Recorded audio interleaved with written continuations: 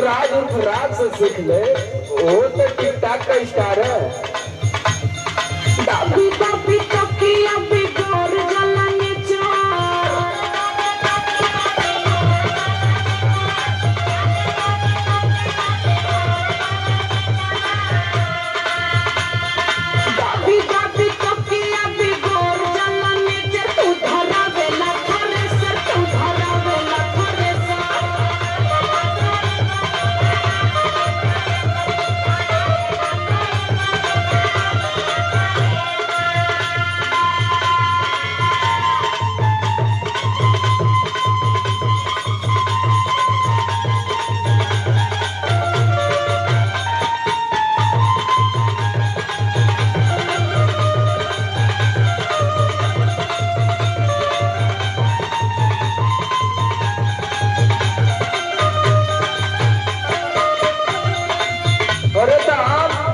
अगर घरवा बैठे तो कैसे कुल व्यवस्था चली?